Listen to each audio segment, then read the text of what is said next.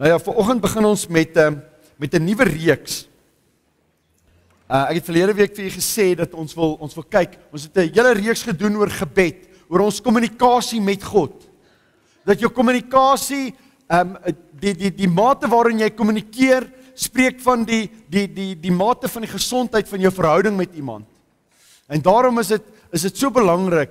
Ek dink kry hierdie reeks of luister hom op YouTube oor en oor, dat ons kommunikasie met God kan verbeter en dat ons intimiteit met God kan groei. Amen. En dan wil ons graag met u praat oor, wat is die kerk? Wat is dit wat God gekom het en wat het hy eintlik kom bewerk aan 'n kruishout? En waarmee is hy besig vandag? En die kernteksvers wat ek met u wil deel is hierdie gedeelte, en dit is die eerste keer wat hierdie woord voorkom in die Nuwe Testament, en is Matteus 16 vers 18, wat Jesus sê, op hierdie rots sal ek my gemeente bou, en die poorte van die doderyk sal dit nie kan oorweldig nie. Nou, Jesus het voor die tyd, toe kom hy sy disippels het soos normaalweg net bietjie by mekaar gekom en hulle gesels, en hy vra toe vir hulle, hoorie, wie sê die mense wie is ek? En hulle sê ja, nee, wat sekere sê nee, jy is 'n profeet, en ander sê jy is hierdie en jy is daardie, en hulle het hierdie klomp verskillende antwoorde wat mense sê wie Jesus is. Maar uiteindelik kom hy en hy vra, okay, ek verstaan nou wie hulle sê, maar nou julle wat nou intiem met my tyd spandeer, wie sê julle is ek? Want dis eintlik die vraag.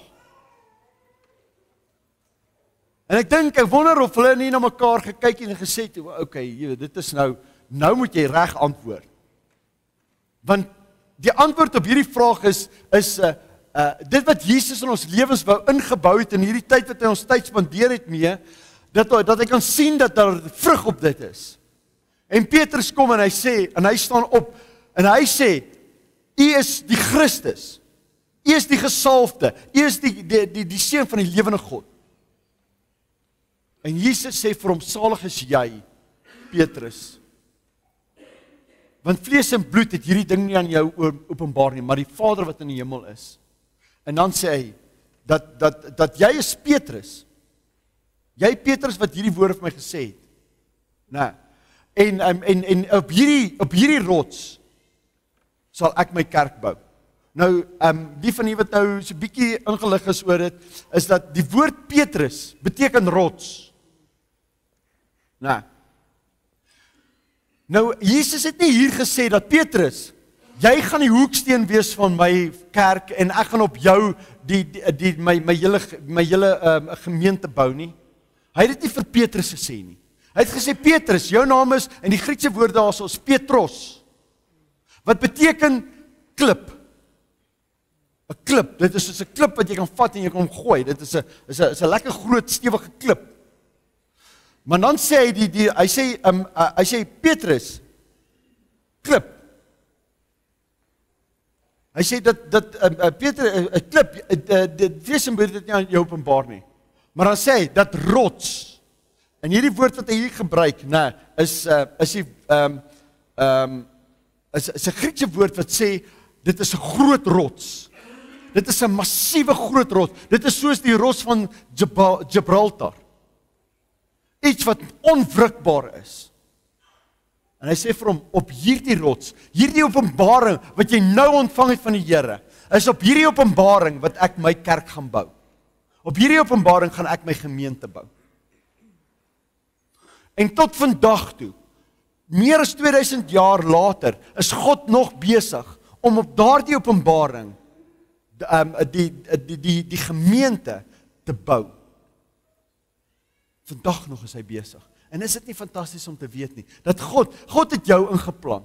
God is die ene wat jou gelei het tot bekering, en hy het jou gelei, sodat daar in hierdie gemeente ingebou kan word. En dan praat ons nie net van gemeente soos wat ons vandag het nie, maar gemeenskap, die gemeenskap van die Heilige Gees, die groter kerk van Christus wat op die aarde is.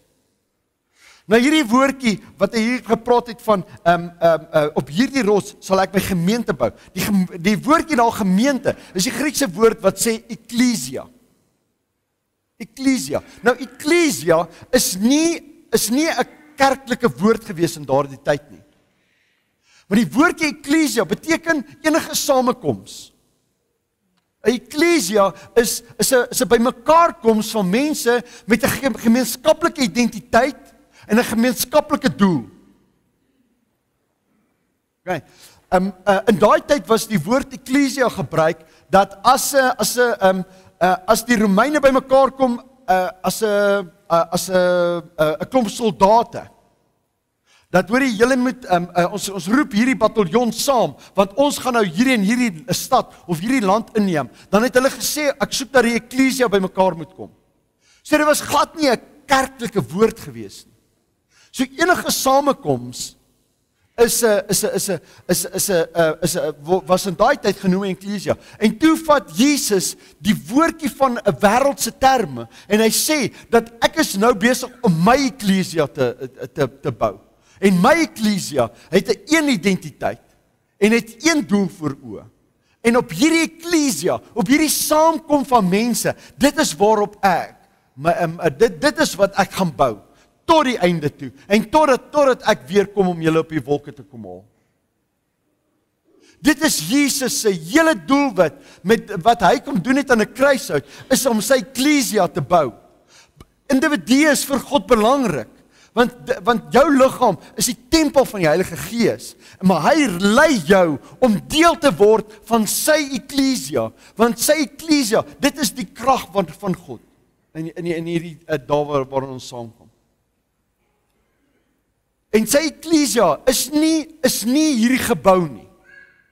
Daar is baie van die vertalings wat hierdie gedeelte, ek is bly om te sien dat die ou vertaling, die 53 en die 33 vertaling, hom vertaal het as gemeente, dat Jesus bou sy gemeente. Want dit is presies wat dit is. Dis die gemeente, dis die samekoms van mense. Dis nie die kerk nie. Want daar is 'n ander woord vir kerk. Kerk, as ons praat van kerk, en jy bedoel die regte ding, dat ons is die kerk, ek en jy as ons bymekaar kom, is ons kerk, dan is dit die regte term.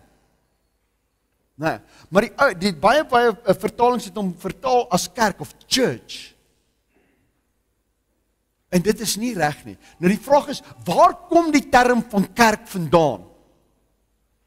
Want nêrens sien jy in die Nuwe Testament daar ooit in die Grieks gepraat word van 'n kerk nie. Dis altyd 'n gemeenskap van gelowiges. Dis 'n samekoms.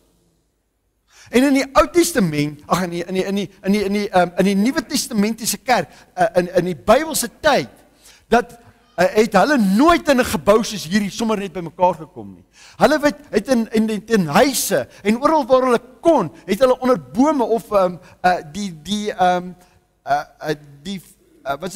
die gemeente van Efesiërs het begin waar hulle by 'n waterstroom bymekaar gekom het, buite die stad. Dit was hulle ekklesia. En baie keer dan ry mense en dan sien jy langs die pad waar daar swartes is wat langs die pad en daar onder 'n boom en dan sien jy daar hou hulle kerk. Dit is ekklesia. En ons samekoms is ekklesia.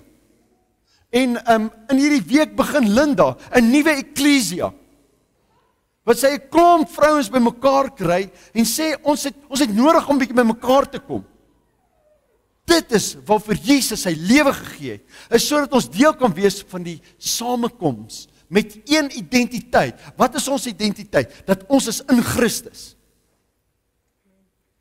En ons het een doel voor oë en ons gaan nog kyk in hierdie reeks. Wat is die doel van die ekklesia?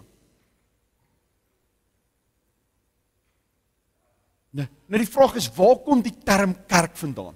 Weet julle, Jesus, ek wil net hê, dat vanoggend is ek besig om 'n fondasie te bou vir die reeks wat kom. Ek wil net hê dat wanneer ons, as daar mense is wat praat van kerk, dat ons verwys na ekklesia. Okay. Nou, in die Nuwe Testament, in Jesus se tyd en die tyd net daarna, in die Handelinge tyd, het die ouens het hulle bymekaar gekom waar hulle ook al 'n plekkie gekry het. As hulle mekaar in die straat raak geloop het, en jy sien en jy groet hierdie ou en daar's nog 'n ou wat bykom. Dis eklesia. Dit is kerk. En nadat Jesus toe nou hemel toe is en die Heilige Gees uitgestort is, toe was die eklesia van Christus wat hulle in daai tyd genoem het the way, die weg. Hulle het altyd verwys na die kerk as die gemeenskap van die Heilige Gees het hulle genoem dit is die weg. En daar was 'n vervolging gewees van die weg. Daar was 'n vervolging van die eklesia van Christus.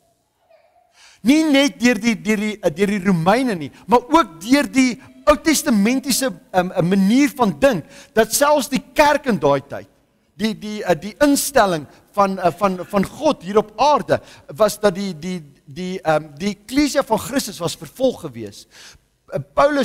Saulus hy was aangestel om hierdie eklesia van Jesus uit te wis. So hulle was vervolg oral waar hulle gaan, en hulle kon nie net by 'n sekere plek altyd by mekaar kom nie, want dan was hulle uitgewis gewees. En soveel so was dit toe, later jare, het die Romeine so erg op die kerk neergekom, op die eklesia van Christus, dat as hulle Christene gevang het, dan het hulle in die arenas, het hulle gebruik as prooi vir die wilde diere, en ons almal ken dit, waar hulle gekyk het nou, hoe lank gaan hierdie Christene uithou, en dan het hulle wilde diere en dan hulle was verskeer gewees, en later was hulle gekruisig gewees, en dan het hulle op pale rondom die arenas opgehang, en vol pik gesmeer, en hulle aan die brand gesteek, sodat hulle in die aand ook kan die arenas gebruik. So erg was die vervolging van die eklesia van Christus gewees. Hoekom dink julle was dit?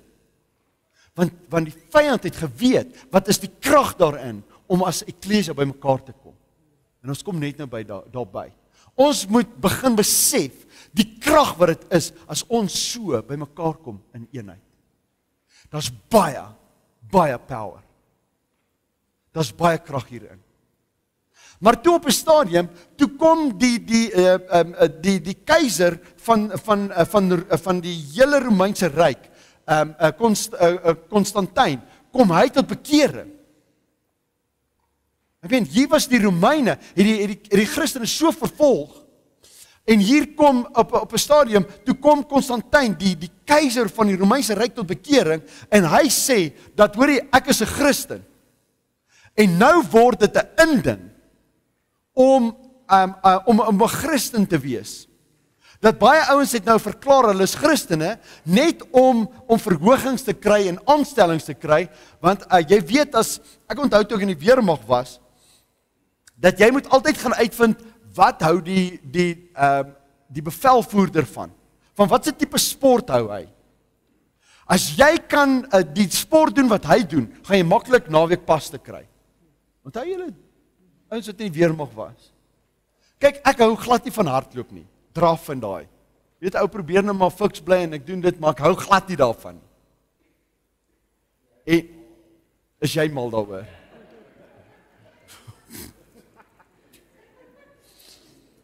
Weet julle maar, in die weermag is jy so fiks, dat jy hoef nie eers te oefen daarvoor nie, en hierdie bevelvoerder van ons, hy was mal daaroor om marathonne te doen.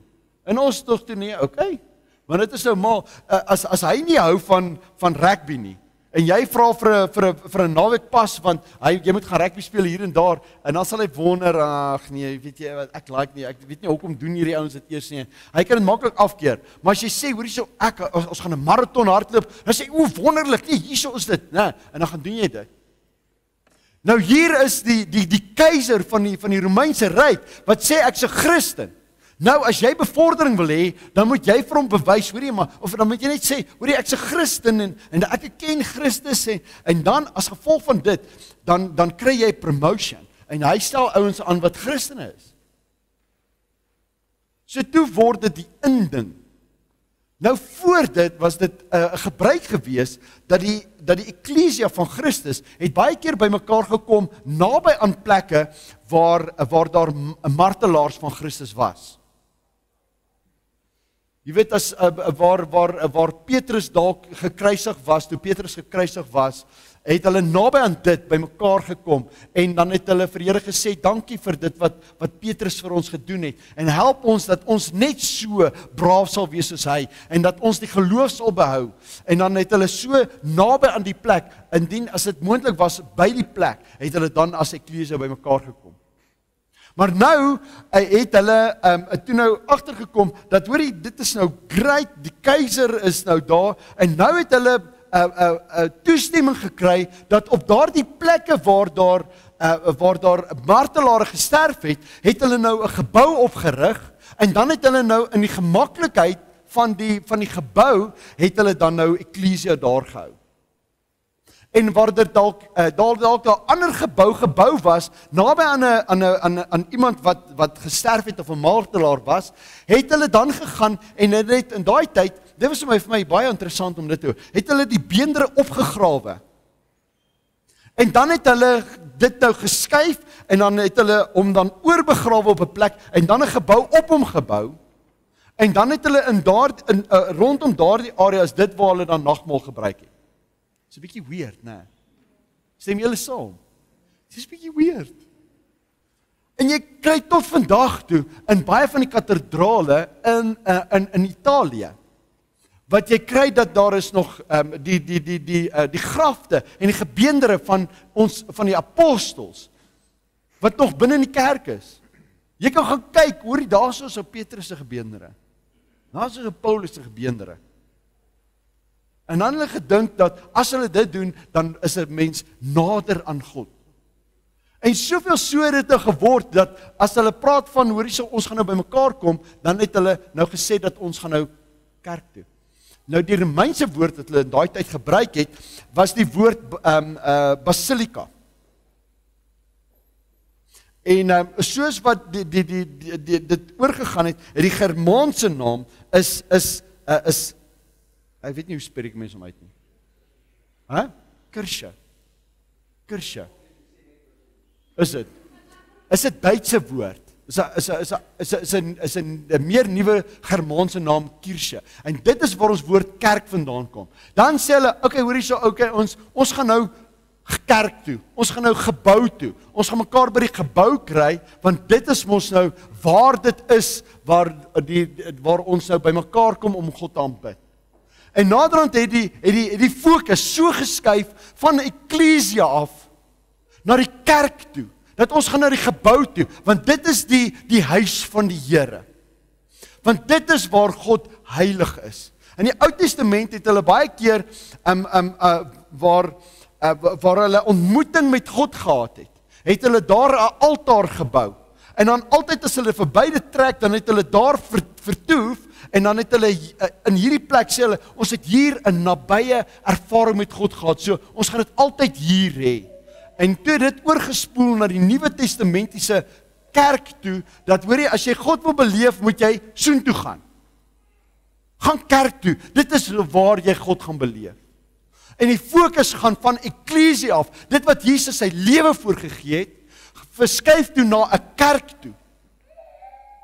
En dit het naderhand so erg geword, dat hoor jy, as jy nie die kerk besoek nie, dan is jy 'n heiden. En naderhand was dit so gewees, dat hoor jy, net die priesters en die wat erg geleerd was in Latyns, mag die woord van God gelees het, want dit is so heilig. Naderhand was die Bybel net gebonde aan 'n kansel. En daarom 'n kanselbybel. Daar kom die kanselbybel vandaan. Dat hierdie Bybel word alleenlik gelees hier, want dit is heilig. En wanneer ons hom lees, nie enige iemand mag dit lees nie. Net die wat geleerd is, want net nou lees jy iets en jy kom op 'n dwaalspoor. En daarom was dit, selfs in die middeleeue, het dit so erg geword, dat geen een van die lidmate mag 'n Bybel besit het nie. Geen een. En toe kom dit op 'n stadium wat die reformatie kom. En dank die Here vir ouens soos Luther en Calvin hulle, wat 'n reformatie gehad het, en hulle begin toe, en hulle vertaal die Bybel in Engels. Mense, daar was mense op brandstapels gebrand, omdat daar 'n vertaling uit Latyns uitgemaak het, sodat die elke mens hom kan verstaan. Daar was mense wat dood gegaan het daaroor. Jy mag dit nie gedoen het nie. Het julle gesien waar die eklesia van God gekom het van die samekoms van waar ons net by mekaar is? En wanneer ons, Paulus het hierdie briewe geskryf en gesê, as julle by mekaar kom, lees hierdie briewe onder mekaar en versterk mekaar met dit en wees daar vir mekaar. Naderhand is die Bybel uit dit uitgehaal en is die fokus na die kerkgebou toe gebring. En tot vandag toe is daar nog baie kere 'n mentaliteit van, weet jy wat, ek sal God hier kom beleef. Jy weet, jy kan rook net waar jy wil, maar moet net nie in die kerk kom rook nie.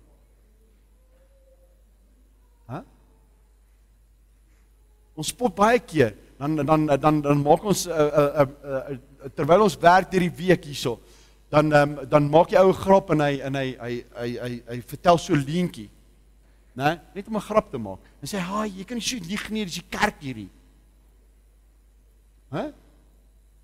Ons moet loskom van dit. Hierdie is net 'n gebou, soos enige ander gebou. As jy in die Eastern Mall net by mekaar kom, né, dis eklesia. As jy en jou gesin elke aand by mekaar is, dis eklesia. Dit is die gemeente waarop dit is wat Jesus besig is om te bou. As jy en jou boetie gaan saam koffie drink en sê, "Boetie, ek sien jy gaan deur 'n moeilike tyd, kom ons gaan drink koffie." Dis eklesia. Dit is wat Jesus besig is om te bou. Jy kan nie sê, "O jong, nee, hierdie gebou, jy weet, ek voel te skuldig om hierin te stap." Nee. Hier is net 'n gebou. Dit maak dit vir ons prakties om by mekaar te wees. Dit is net prakties. Maar ek wil hê dat hierdie gebou moet 'n praktiese ding wees. Reg deur die week moet hy oop wees en moet dit gebruik word. Daarom het ons 'n ekstra kantoor gemaak. Dat as jy wil kom koffie drink, jy bel en kom drink koffie. Ek wil hê dat hierdie kerk deur die week altyd deur moet oop wees. Ek onthou toe ons net hier gekom het. Weet julle, het hierdie gebou oopgesluit sonoggend en dan as die diens klaar is om toegesluit en dan volgende naweek was hy weer oopgesluit gewees. Nee. Ek wil hê dat as jy 'n vergadering wil hou en jy wonder waar om by mekaar te kom drink hier koffie. En doen jy vergadering hier. Ek wil graag 'n koffieshop iewers oopmaak. Nie om dit 'n besigheid te doen nie, maar om te maak dat hierdie is 'n by mekaar kom plek. Dat as jy jou boetie wil kry en ons wil net 'n bietjie praat oor hierdie en daardie besigheid, kom doen dit by die kerk. Dit moet 'n praktiese plek wees. Nee, maar die ding is waar julle 2 by mekaar kom of 3 by mekaar kom, dis eklesia. Dit is waarvoor Jesus gesterf het aan 'n kruis. Nie vir 'n gebou nie. Nie vir 'n gebou nie. En weet julle, van die begin af, van die eerste dag af, was die vyand teen dit gewees. En hy het alles in sy vermoë gedoen om te keer dat die eklesia van Christus by mekaar kom. Hoekom is dit? Hierdie teksvers, net 2 hoofstukke aan van Matteus 18 vers 20. Hy sê, want waar 2 of 3 in my naam vergader, dis eklesia. Daar is ek in hulle midde. Mense, as God teenwoordig is, wat kan hom keer? Wat kan keer as God in ons midde is? God wil vir ons openbarings gee. God wil vir ons wys die weg wat ons moet gaan. Daar is baie keer besigheidsmanne wat sê ek is met my hande in my hare, ek weet nie wat om te doen nie. Maar jy sit net op daar by jou besigheid en jy begin planne maak hierdie kant toe en daai kant toe. En wat ons nodig het is om jou boetie te bel en sê hoor hierso, kom net dat ons gaan koffie drink. Kom net bietjie by mekaar. Ek wil net met jou gesels en net met jou deel. En dan wanneer julle by mekaar kom, sê God ek is daar en ek wil daar iets 'n verskil maak in. Of jy gaan deur 'n moeilike tyd en dit is 'n baie hartseer tyd vir jou. Hey, bel net 'n boetie of 'n sussie en sê hoorie, kom net bietjie by mekaar. Want wanneer julle by mekaar kom, daar is God in jou midde. En ek wil nie vooruit hardloop nie, maar ouens, as ons net 'n besef kan kry, die krag wat daar is as ons by mekaar kom. En daarom is eenheid so belangrik. Die vyand doen alles in sy vermoë om tweedrag en twis te veroorsaak in verhoudinge. Sê ek wil net nie met daai weet jy wat? Ek wil nie met hierdie deel wees van hierdie gemeente nie, want daai boetie of daai sussie het dit en dit en dit gedoen. Dan gaan join jy 'n ander gemeente. Hey, maar daai is ook nog deel van die liggaam. Ek dink is my keel wat so seer is. Ekskuus.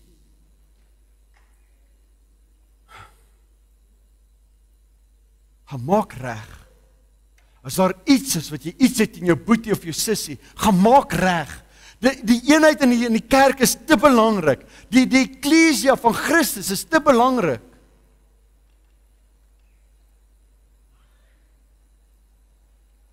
Gaan maak reg. Want die vyand wil alles in sy vermoë doen, dat daar nie by mekaar kom is nie. Want as God opdaag, dan smelt berge soos waks voor hom. En jy wil hê dat God in jou midde moet wees. Bewerk dit. En dan in 1 Petrus 2 vers 5 word daar geskryf, hy sê, laat julle ook soos lewende stene opbou tot 'n geestelike huis. Laat toe. Daar is baie van ons mense, daar's baie van ons wat, ons het nie almal dieselfde persoonlikhede nie. Nee. Ons almal het verskillende maniere en party is meer privaat mense as ander. Maar moenie toelaat dat jou persoonlikheid maak dat jy 'n alleen mens is nie. Jy moet asprus daaroor wees om by mekaar te kom. Wees asprus daaroor om net 'n eklesia te vorm. Nie net Sondagoggende nie, maar reg deur die week. Kies uit, kies jou vriende en maak so dat wanneer julle by mekaar kom, dat dit is saam met boeties en sissies. Want dit is waar God iets awesomes in elkeen van ons se lewe wil doen. Moenie dat die vyand dit reg kry, dat ons nie by mekaar uitkom nie. Ons weet dat ons leef in 'n baie besige wêreld. In 'n baie druk. Ons almal hardloop en dan as jy weer sien is dit weer Sondag. As jy weer sien is dit weer Sondag. As jy weer sien is dit Desember maand en dinge het net so verbygegaan. Maar ou moet eintlik vooruit beplan en sê, weet jy wat, ek weet dit is baie moeilik hierdie week. Ek weet nie eens waar gaan ek myself kan draai, maar kom ons kyk volgende week en dagboek dat 'n ou by mekaar kan uitkom. Dat die gemeenskap van die heiliges vir jou belangrik sal wees. Nie net Sondag nie. Maar elke dag, elke week, probeer om by boeties en sissies uit te kom. Want daar word ou versterk. Daar word ou opgelig. En ons almal het dit nodig. Want ek het jou nodig. En ons het mekaar nodig. Kom ons wees asprus daaroor om die eklesia van Christus te bou. Dit is, want Jesus is besig om dit te doen. En enigiets wat teen dit is die vyand wat probeer om dit te keer, want daar is krag daarin as ons by mekaar kom. Laat toe, dat jy ingebou word, ingeplant word. En ons sê dit baie keer vir mekaar, en ek sê dit baie van die kansel af. Laat toe dat jy ingebou word. As hier mense hier is wat nog nie ingeskakel is by 'n gemeente nie, skakel in. As dit nie hier is nie, gaan vra die Here, Here, waar wil jy hê moet ek uitkom? Nou, en dan skakel jy in en laat toe dat jy ingebou word. Laat toe, want daarin is die krag van God. God wil hê dat ons as 'n geestelike huis opgebou moet word. En iewers is daar wat die liggaam jou gawes nodig het. Laat toe. Vader, hier is 'n begin van 'n nuwe reeks. En ons wil vra, Heilige Gees, dat U hierdie woorde in ons binneste sal bevestig. En dat die Heilige Gees, dat U ons sal help, dat ons sal besef die krag wat daar is om by mekaar te wees. En dat ons kan sien en sal besef, Jesus het U lewe gegee, sodat die kerk gebou kan word, sodat die eklesia van Christus gebou kan word. En dat ons dit sal doen, oral waar ons is, of ons by die werk is, of ons by die familie is, Here, of ons in die shopping malls is, Here, waar ons ook al beweeg, Vader, dat ons die eklesia van Christus sal beleef, en die warmte daarvan, en die liefde daarvan, Vader, dat ons dit sal koester. En ons eer U daarvoor, Here, in Jesus naam bid ons dit. Amen.